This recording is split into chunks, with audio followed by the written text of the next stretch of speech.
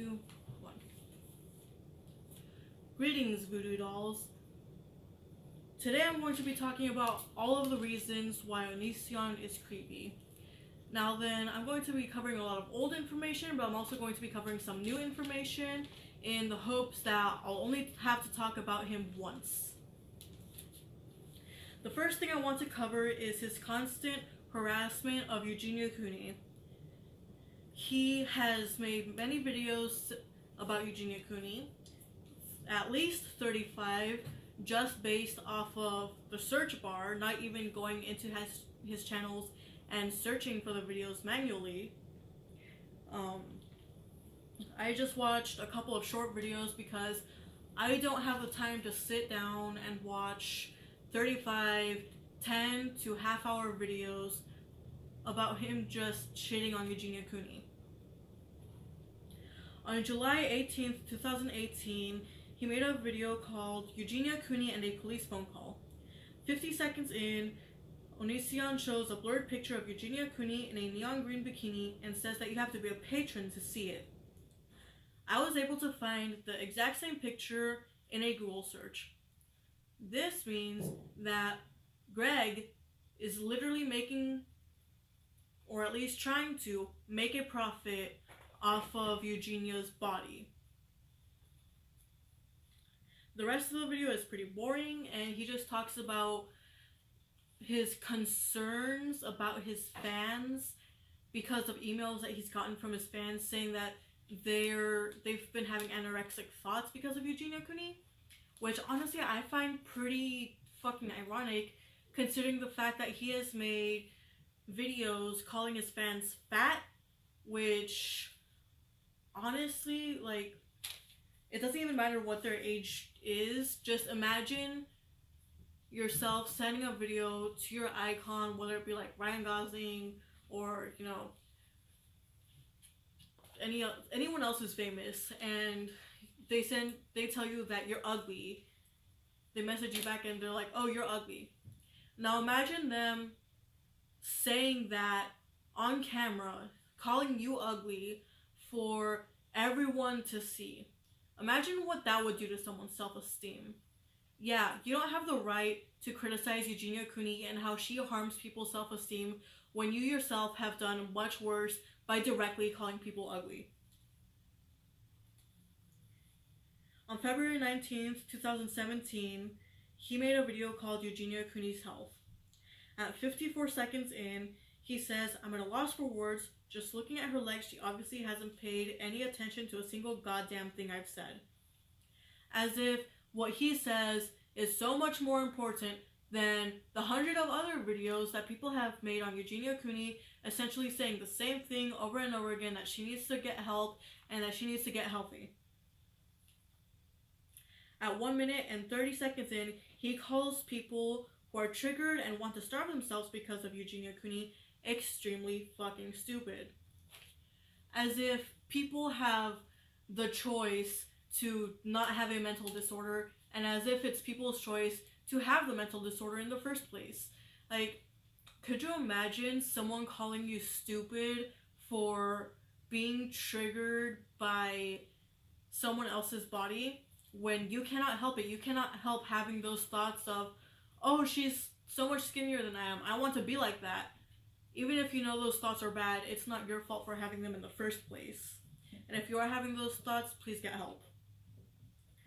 At 2 minutes and 35 seconds, he says something about knowing Eugenia Cooney would have a great body if she was a healthy weight because he dated and had sex with a woman who was Eugenia Cooney's height, but at a healthy weight. Why would he think that it's okay to say anything similar to this? Like, who looks at an anorexic person's body and says, you know what? I would totally bang that if that was a healthy weight. Like, why? Who? Like, what? I'm sorry, what? What? Okay. At 3 minutes into the same video, he watches a short clip of Eugenia Cooney videos. I think it was called something like relationship advice or how to find love. And she makes a joke of, oh, like, I've never been in a relationship besides one with Jack Skellington. Like, and you know, she does the whole like thing. But, like, he goes on this whole rant about it that lasts about a minute. Like, it's a common theme on Eugenia's channel that she has a thing for Jack Skellington, which I think, like, it's whatever, you know? Anyone can like whoever they want, even if it's a fictional character. And he goes on this whole tangent on how she has a crush on a fictional character and how she's stupid because of it. And he just berates her for a full minute for just having a crush on Jack Skellington. The next thing I want to talk about is what's going on with the wetlands. More specifically about how he is able to just so easily lie to a camera and to millions of people. Well, he has a couple million subscribers, but if you watch his view count, it's down to like 20,000 views per video, even the ones that have been up for a few months, which means that most of his subscribers at this point are probably dead accounts or people who haven't been on their YouTube account in a long time. So, in other words, his channel is just dying. Just like everyone else says his channel is dying. The thing is, though, is the fact that he just lies so easily, and the tone that he uses seems very earnest, to the point where if the lies themselves weren't so blatant and obvious and just stupid, they might be believable. When he said, "Oh, I was just cutting down bushes and weeds," that might be believable if there wasn't video evidence on Mr. Repzion's channel of him actually just using heavy machinery to push trees into the wetlands, which were not part of his property. And finally, I want to get into these sexual abuse allegations and his exes. Now, then, he started dating Lainey when she was 17, and he was already 24, I believe, and he's even made videos complaining about how people don't like the fact that he married someone so much younger than him. He actually married her when she was 18, but they started dating before then, which is really just really creepy. And now, whenever it comes to the new allegations, if there's one pattern that I've noticed and that I think is kind of obvious to everyone else too that has been keeping up with it, it's that it is Lainey that reaches out to the other people, to these other young girls that have either just turned 18 or are 16. In other words, just very young and still very impressionable and don't want to let someone down who has such an influence like Greg. And I think it's pretty obvious that he's literally using Lainey to attract these young women, because when Lainey told Greg that she's bi, and in this case I'm going to use she for Lainey since I'm going to be talking about both Greg and Lainey, I think using them would be pretty confusing. So when she told Greg that she was bi, Greg told her to get into a relationship with Billy, and there are tweets of Lainey saying that she actually never loved Billy and that she never wanted to be in a relationship with Billy in the first place. So Lainey has gone from being a victim to victimizing other women and luring women for Greg. She is continuing the cycle of abuse, even though at this point it honestly seems more like a pyramid scheme of abuse because she's luring them for Greg specifically. Speaking of Billy, after Greg found out that Billy was smoking weed, he gave her 3 options. And these, you can find these text messages just by looking them up on Google, but I'll still keep them posted. I'll still keep the links that I found in the video description below. He says, he told her, Get a tattoo saying I'm a liar just above your ass. Billy said no. He said, be chained to our basement wall for a week with a sign that says, I'm sorry for lying, Lainey. She said, no. He said, make a video about how you lied to Lainey and how you want her back. And Billy, of course, said no. And then Greg calls Billy boring for turning down being chained to a wall. Which, it doesn't matter at this point with what he did if Billy at the time was underage or not. This would not be okay to do to anybody. Why would you tell anybody that you want to tie them up to your wall for a week with a degrading sign around their neck, as if being tied up wasn't already degrading enough?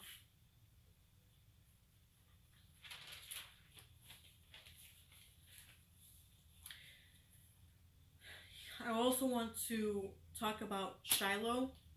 Even though it's really old news, again, I want to cover everything. He's made a couple of videos. One of them is called Shiloh Forgot Me. In this video, Shiloh is having a mental breakdown and forgets her surroundings, and she regresses back to a 4-year-old state of mind.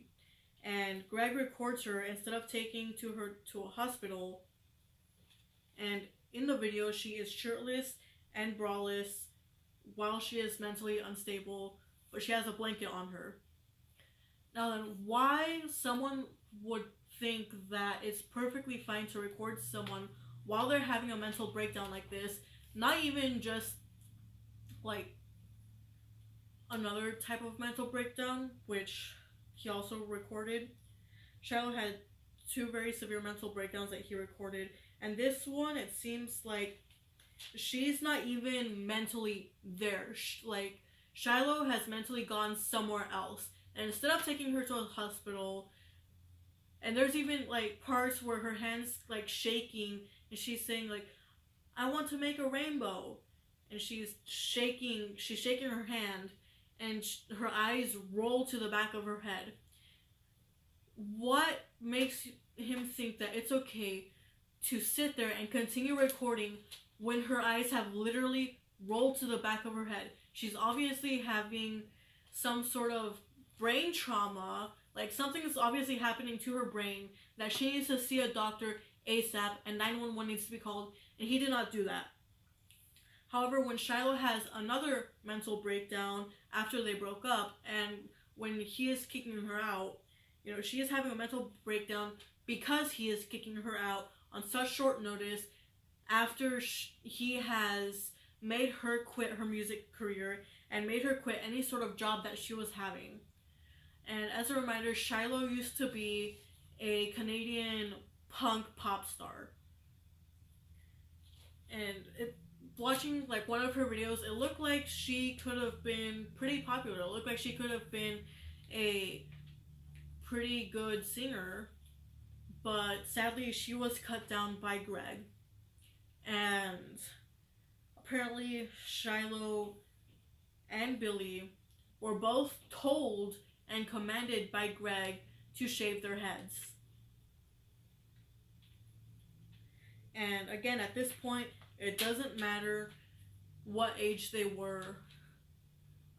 I don't want to make any accusations of him being a pedophile full on, just because I heard that he's threatening to sue people who call him a pedophile, but like, fuck it, who cares? Not like he has money to sue people anyways. I also want to talk about Adrian. Adrian made a lengthy post detailing how Greg began to kiss her and began to remove her clothes as soon as they got to a hotel, and she said no many times, but he persisted, and eventually she gave up. She says she gave up, and she says at the end of her text, not her text, but like what she posted, that she does not consider it rape. But I consider it rape. Imagine this, imagine sex as being a gift. When you give someone a purse, you are giving them consent to have this purse. And similarly, when you're having sex, you give this person consent to share pleasure and share a pleasurable experience. However, when someone is robbing you of a purse and you let that robber just simply have your purse because they're stronger than you and you're afraid of what they might do to you, that is not the same thing as gifting that robber your purse. In the same way that Adrian did not gift Greg her pleasure, he stole that pleasure from her. He's also said that Ayala was hitting on him and Lainey and saying that she wanted to be their third, even though he never shows any texts from Alaya herself saying, hey, I want to be your third, can I be your third? Oh, hey, I think you're so sexy. But, you know, even though there's no proof of Adrian being raped like she said she was, of Adrian being not raped like she said she wasn't, considering the things that Onision / Greg has done, I wouldn't be surprised if he did actually not rape her. But yeah, he said that Ayala was constantly hitting on him and his wife, and he shows no proof, not even a singular text message. There's not even a singular text message that's been leaked by Greg's that has Elias saying, oh, hey, can I be your third?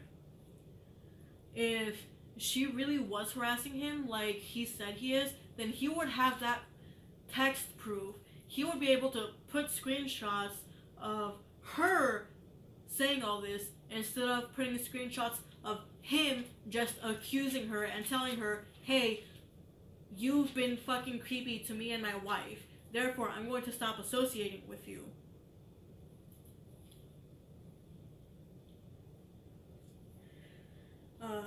Let's hear. I also want to talk about Haley for a quick moment.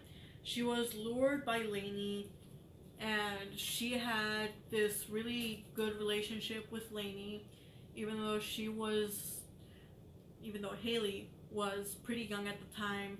And I think at this point Lainey's already like 20 something. She's like 24. So,